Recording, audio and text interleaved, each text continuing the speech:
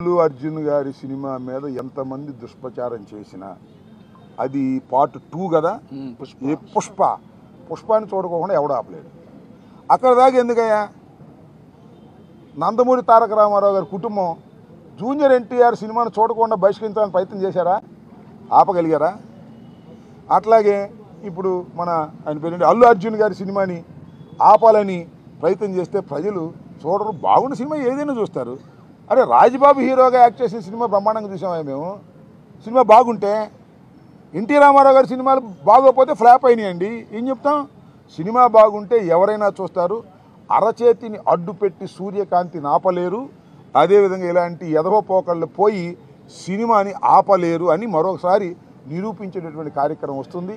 అల్లు అర్జున్ అయినా లేదా జూనియర్ ఎన్టీఆర్ అయినా లేకపోతే మరొకరైనా సినిమా బాగుంటే ఎవరైనా చూస్తారు, బాగోపోతే ఎవరు చూడరు.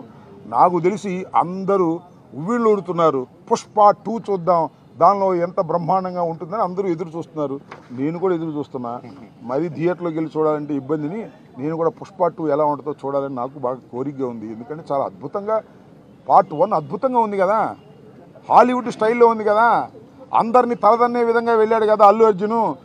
అందువల్ల బాగా జలసిగా ఉంది కొంతమందికి. మీ జలసి వల్ల మీ కడుపులు పుచ్చిపోతాయి, గుర్తుపెట్టుకోండి.